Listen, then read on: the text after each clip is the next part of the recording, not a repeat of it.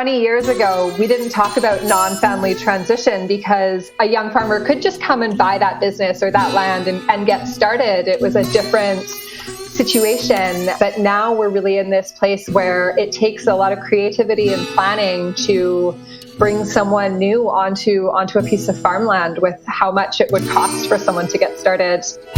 Knowledge for Resilience, a cross-commodity podcast brought to you jointly by the Peace River Forage Association, the Peace Region Forage Seed Association, the BC Grain Producers Association, and the Northern Cohort.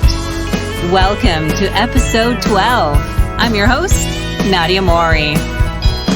They don't make more land is something I would hear my dad often say, which means that if you are a young farmer wanting to start out with your brilliant farm plan, or a young at heart farmer who would love to expand operations, getting access to land can sometimes be a real stumble block or even a big fat wall you might run into.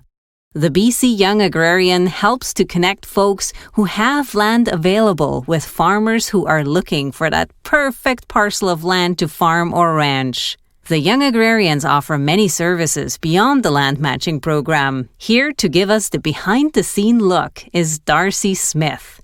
Darcy has spent the last decade working to support farmers and food systems. She lives and works on the unceded Musqueam, Squamish and Tsleil-Waututh territories. As the first land matcher in BC and now as BC Land Matching Program Manager, she's worked with many new entrants, seasoned farmers and farmland holders across the province who all share a vision to help the next generation of farmers get on the land and to see the land producing food into the future. Darcy also edits the BC Organic Grower, a quarterly magazine showcasing organic farming across BC.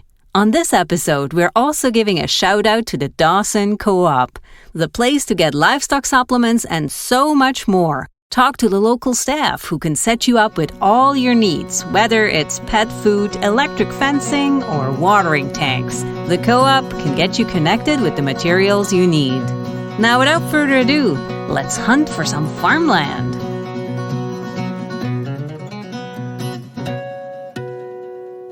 Today, I'm really excited to talk to Darcy Smith with the Young Agrarians. Hi, Darcy. Hi, Nadia. It's such a pleasure to be here with you today.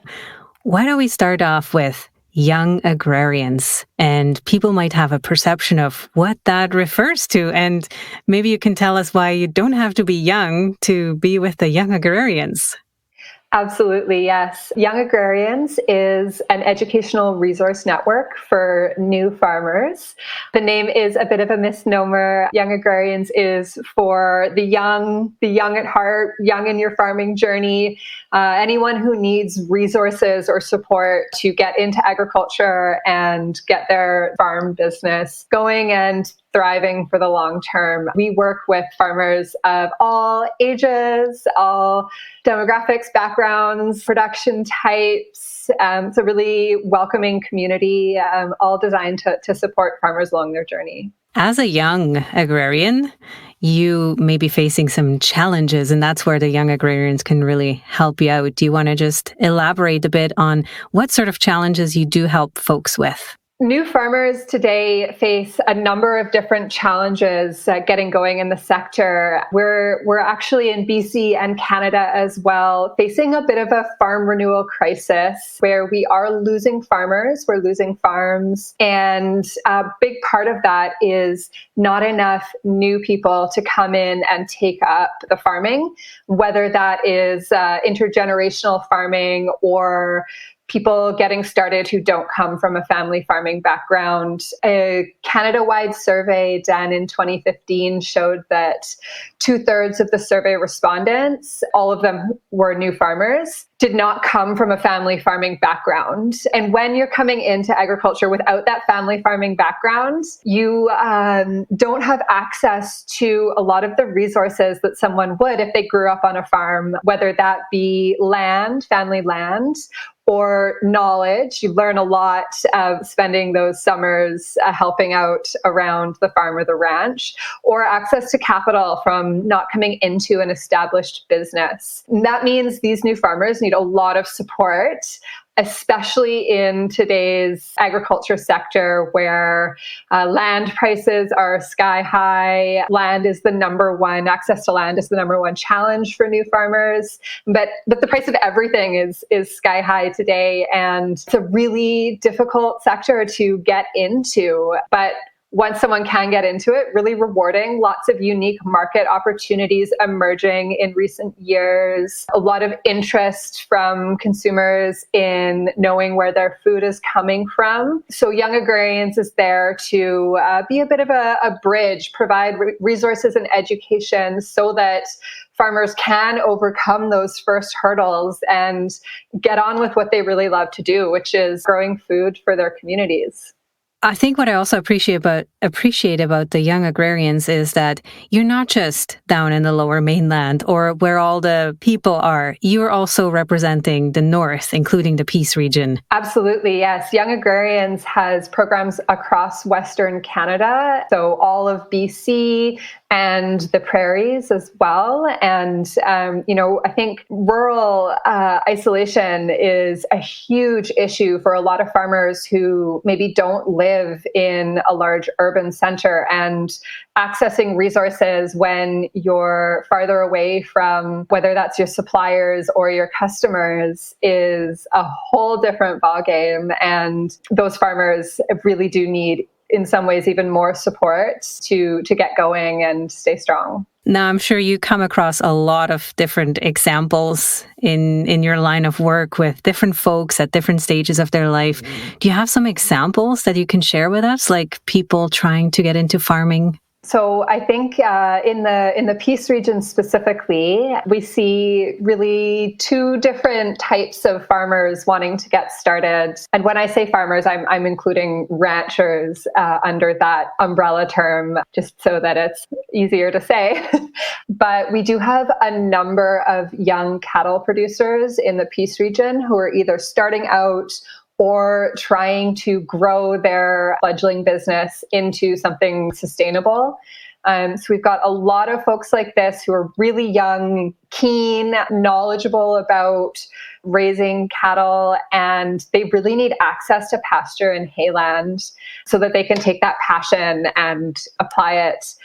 Getting started in the cattle industry as a new entrant is no easy task. So being able to land share really helps these young producers who are trying to get a foothold in the sector to build a herd, acquire equipment, and all of that. There are also a lot of experienced cattle producers in the area. I think the Peace region is an excellent place for a young cattle rancher to get going, so they can benefit from that knowledge in the region as well. So lots of folks who are really looking for those opportunities. And then also, which I think in recent years has been maybe a newer trend in the Peace region, is farmers who are really seeing the need for food security and looking at doing horticulture, so growing vegetables, greenhouse production in the region, and season extension. I mentioned the greenhouses. It's a big part of business plans for folks growing vegetables,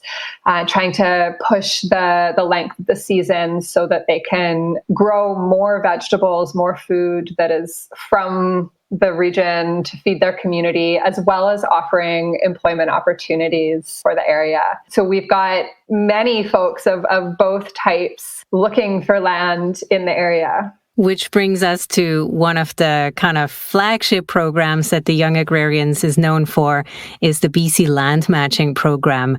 Do you want to just elaborate, like, where did that get started and how is it all coming together?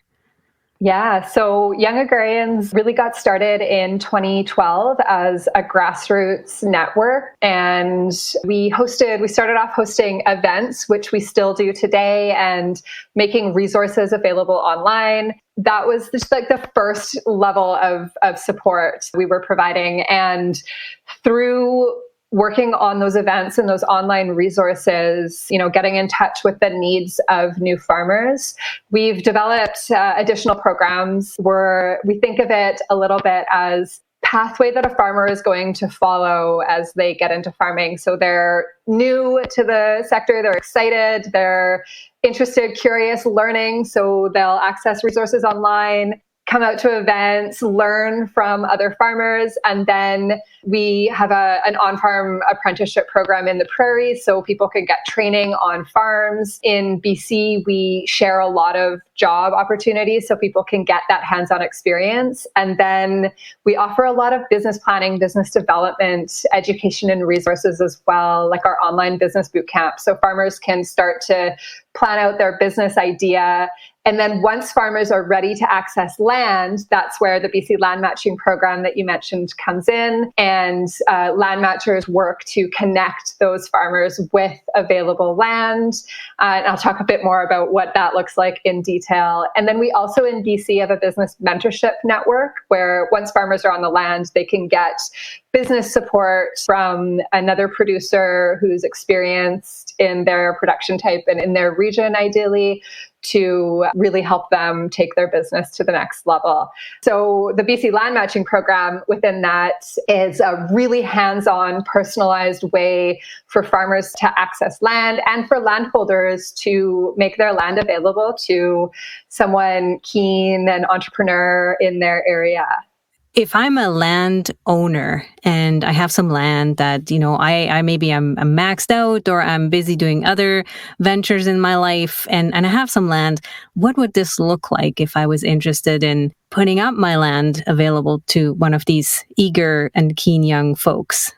So working with a land matcher, if you're a landholder, the experience is really about having the land matcher support you to develop your vision, help you assess your land for what type of agriculture might be suitable there, then help you screen farmers. So, we've got this inventory of land seekers that we're working with to help them develop their business vision.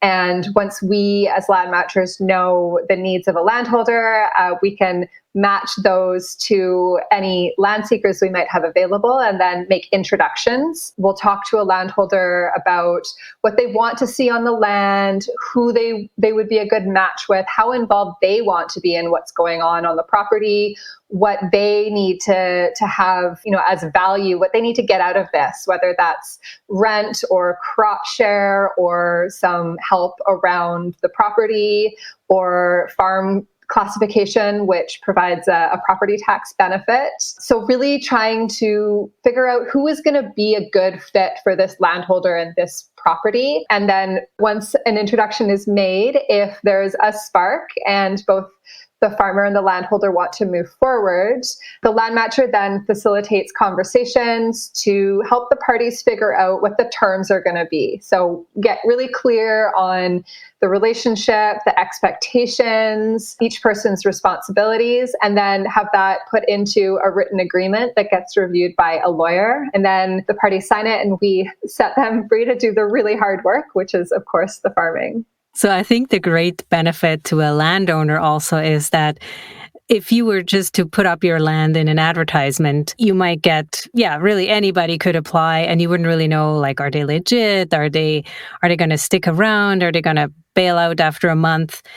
And with this process, I feel like as a landowner, you would have a bit more assurance in terms of, yes, these are legitimate folks, as much as you can tell. And then also with the legal support in terms of making an agreement that actually holds some water. Yes, that is definitely the feedback that we hear from landholders. They are so happy that they don't have to sort through dozens of emails from different people. The land matcher is doing a bit of that screening, and they know that anyone coming into the BC Land Matching Program as a farmer is going through a bit of that business planning process with the land matcher. So that's a huge weight off of the mind of a landholder, as well as that support to have these conversations to figure out what should be in an agreement. There are a lot of little details that come into play here. It's not always easy to remember to talk about, oh, what happens if the fencing needs repairs, or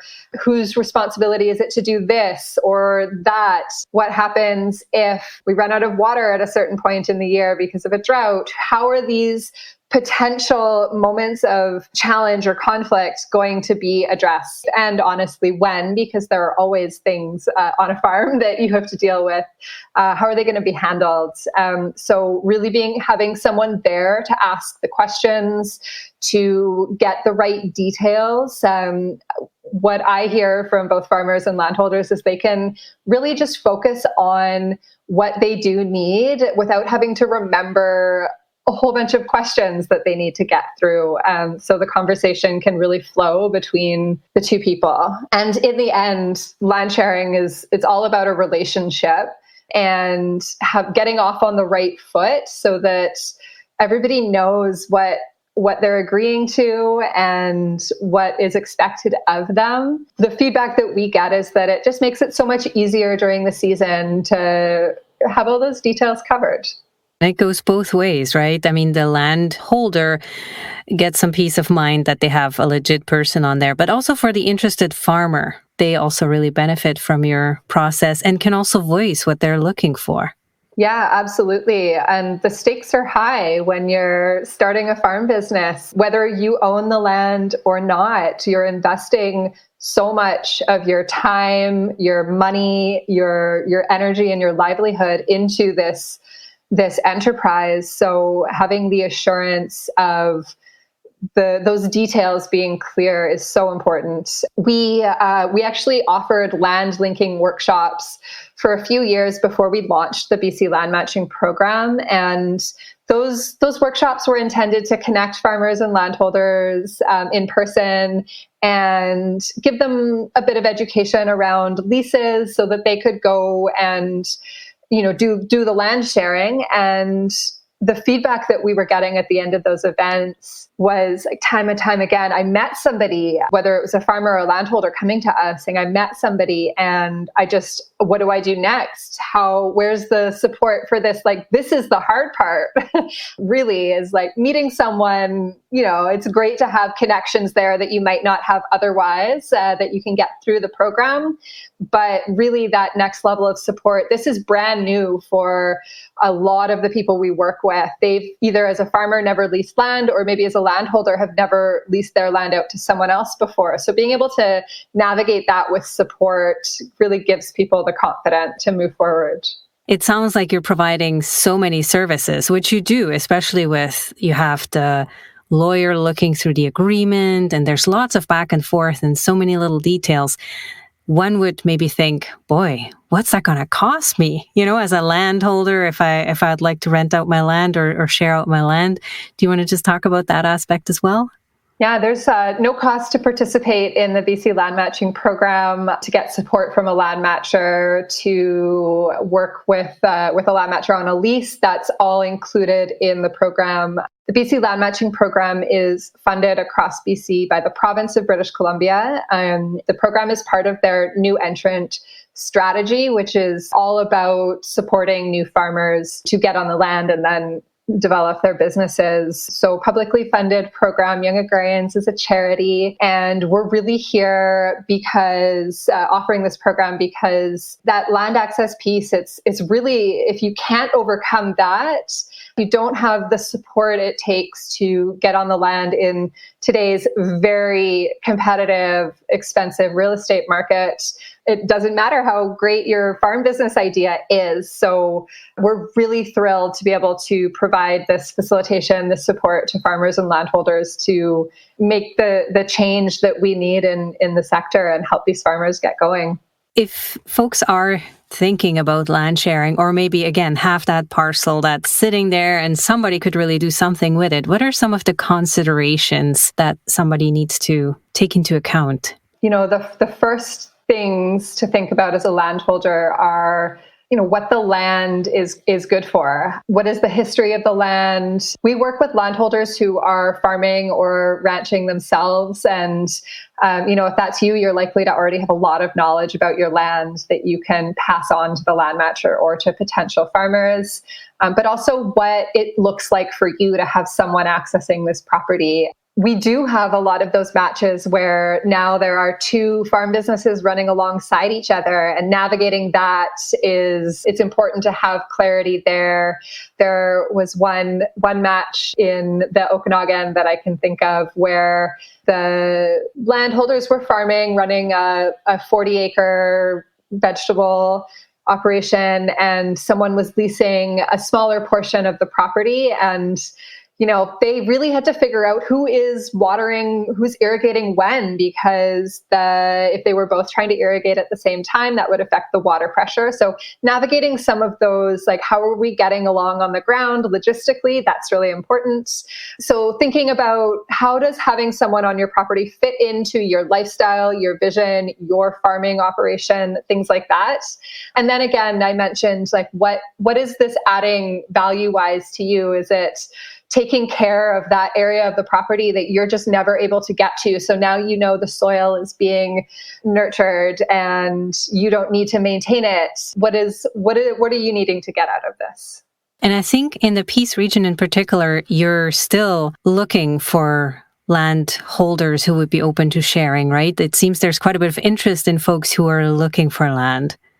Very much so, yes. I think land in the Peace is rare, hard to come by. Our land matcher for the region was, we were talking about land for sale even up there, and she was highlighting to me that there are a few dozen listings for sale under 100 acres, but very few over a couple hundred acres. And that scarcity is like that nobody is making more land. So we do have those new folks who are trying to get into the sector. And I know that there must be some land up there that is just waiting for them, that maybe isn't currently being grazed or hayed, but could really add to the food production in the area.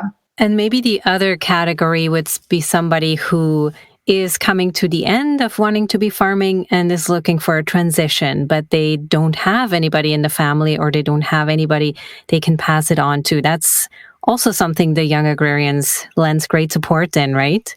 Absolutely. A few years ago, we really started hearing from some of these seasoned farmers who didn't have family that wanted to transition into their operation about what they wanted to see happen to their farm, their land, their business, what they wanted their legacy to be, and really heard that there was a desire for them to find a successor to take on the business. We talked about the cost of getting into farming earlier, and 20 years ago, we didn't talk about non-family transition because a young farmer could just come and buy that business or that land and get started. It was a different situation. But now we're really in this place where it takes a lot of creativity and planning to bring someone new onto a piece of farmland with how much it would cost for someone to get started. So we have stepped into that space of being able to support people to navigate these non-family transitions. There are a lot of resources out there for farm succession more generally, but non-family transition has some very unique considerations, both financially as well as relationship-wise. We've got a toolkit for non-family farm transfer in BC that folks can check out on our website that highlights the process considerations for both the current farmer and entering farmers, and some case stories of people who have done this successfully. And one example there are a couple really, really interesting examples that I can think of. And in one case, on an organic vegetable operation that had been in existence for 30 years, the farmers had found successors. They'd been farming alongside them for a few years. And, this land was worth millions of dollars. No new farmer would have been able to just step in and get a mortgage for that, really, not based on farm revenues for a business they were starting anyways. And what was really unique about this was that because they were taking over a business instead of starting something new, they were able to get a mortgage with that 30-year history of financial records.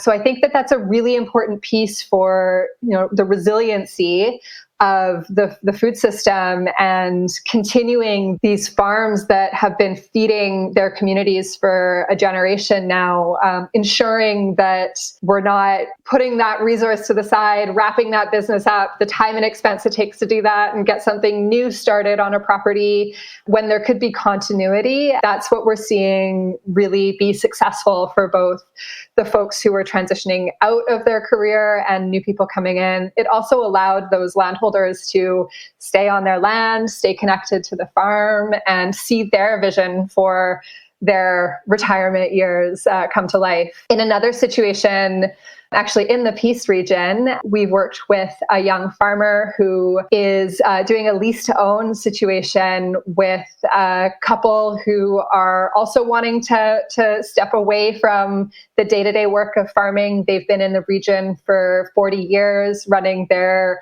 very self-sustaining farm that does livestock and hay and vegetable production. And for this young farmer to be able to come in and really put down roots here with the stability of knowing that they're on a pathway to having security on the land in this lease to own situation, that gives everybody the confidence to know that there's commitment here, both from the new farmer and the folks already on the property, to see the farm succeed into the future. Transition is extremely emotional at the best of times.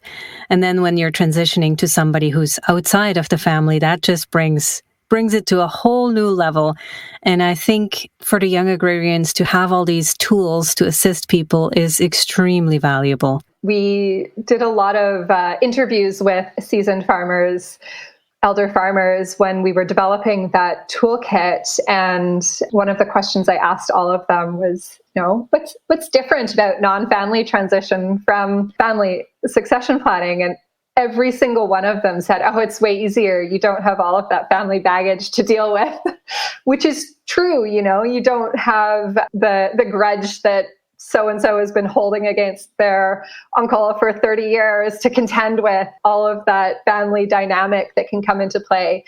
And that can be helpful. You're starting fresh. You can build a relationship based around this vision and this business. It also can create some challenges. I think the flip side of not having the family conflict is you don't have the family values to rely on. You don't have that feeling of being really connected to this family or this farm. So in some cases, if it gets too hard, it feels a little easier to walk away. So it really does take commitment from everyone to make it work, and keeping that vision and those shared goals in mind. You've already shared some cases where everybody did make it work. Do you have a few more sort of success stories that you could share that folks could relate to? We've just talked a lot about transition and highlighted some great examples of people who've successfully navigated this non-family transition space. We've also, in the BC Land Matching Program, supported 220 odd matches across BC. So we've seen lots of people come through the program and succeed. And now we're in year 6 of the program BC-wide, year 3, I believe, in the central north of the Peace region. And so it's been so great to see some of those farmers we matched a few years ago really growing their business and succeeding. And in the Peace region, we've had 21 matches on thousands of acres. That's actually on 4,415 acres. And they really are all types of farmers. So a lot of smaller scale market gardeners who are keen to get started in their communities. And I think one of the great things about the energy that new farmers are bringing to agriculture is that a lot of them are, moving out of say, Vancouver or other larger population centers, and either going back to their hometown or finding a new hometown in regions like the Peace or the Bulkley Valley closer to the coast. And, some of what we're doing is rural revitalization. It's bringing people back into communities, younger families maybe. And I think that's a really, really great element of this land matching work. In the Peace region, huge demand for hay. So we've been able to work on a couple matches to help farmers access hay for their livestock. So helpful, especially given the cost of purchasing hay these days. In Fort Nelson, we worked on a match on 2,300 acres that it's a bit of a transition in progress, where the couple that had been on the land, they'd been running cattle and they were really trying to retire, stop doing all that work, but wanted to see the land continue to be used productively. So they were matched to a younger couple who was really excited to move up to Fort Nelson, and they are, running smaller ruminants on the land, so sheep. And so we've seen the type of production change a little bit there as the younger generation comes in, still seeing the land used really well. And the parties are navigating, sharing land, seeing how it goes. And hopefully the long-term vision there is for that young couple to be able to stay on that property. So we'll follow them and see how we can continue to support. We also do have some property available in the Peace region. You can check out our website to see any available land, but we're really excited to host an event. So at Pure Pastures Regenerative Farm on Saturday, July 9th from 1 to 4 p.m. in Rose Prairie, we'll host a land social. Everyone will get to meet Morgan, the land matcher for the region, hear a bit about the land opportunity that's available there, which is a really cool cooperative model that is going to create different opportunities for many different farmers there. See what those folks are up to with their cattle operation, and generally share some food and enjoy some networking on this beautiful property. Some excellent stories right out of the Peace region. Such a beautiful place to visit and farm and live. So many opportunities, some really fantastic community. Everything I hear from folks farming in the region or wanting to farm in the region is there's this energy around food systems, around community, and around growing more resilience around food. And I think it's so wonderful. I'm thrilled that Young Agrarians and the BC Land Matching Program can be a part of it. So you mentioned the event happening in July. If folks are interested, where should they go to get themselves registered for that? They can visit our website, youngagrarians.org/events will be the easiest way to find it. And you'll see the Pure Pastures Land Social there, and you can click to register. We really hope to see a lot of folks come out and join us that afternoon. While they're on the website, they can also look for the non-family transition manual, is it? Or handbook? Toolkit. Oh, yeah. Almost got it. The official name is the BC Transition Toolkit for Non-Family Farm Transfer. If you visit our land page, youngagrarians.org/land, you can find information about our land matching program. You can get in touch with Morgan, our land matcher, through the website or by emailing morgan@youngagrarians.org. You can also find guides, our land access guide, as well as the transition toolkit at youngagrarians.org/land. Yes, and I can totally vouch for Morgan. She's very outgoing and super happy to meet people, and she's up in Vanderhoof, so also a fellow Northerner. Yes, and she's got her own regenerative cattle operation on her land in Vanderhoof. She's extremely knowledgeable about both farming and ranching as well as land in the Peace. She'd love to hear from you, from everyone. You bet, yes.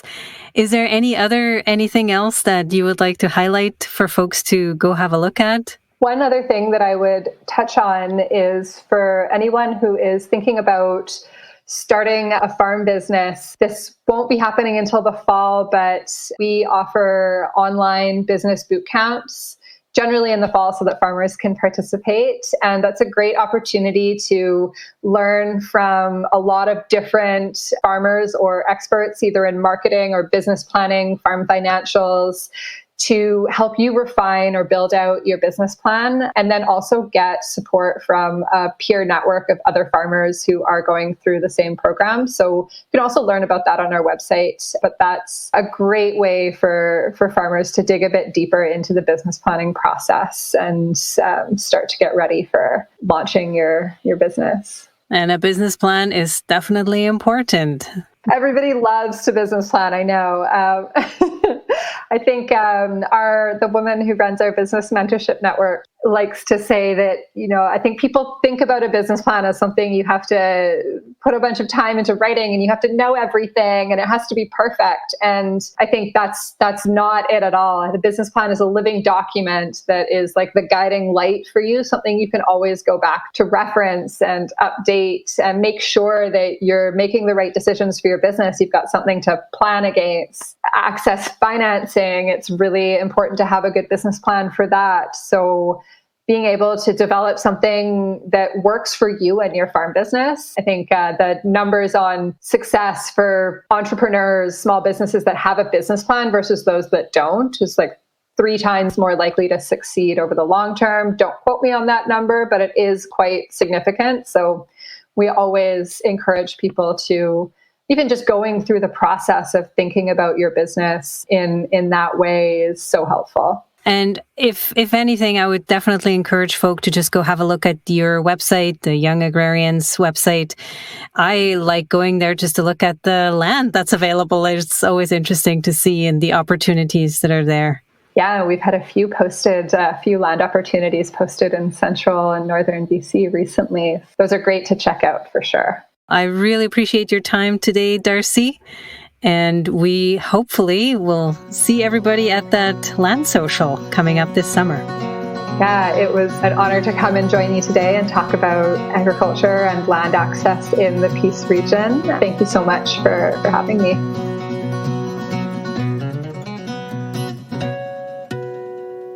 Welcome back.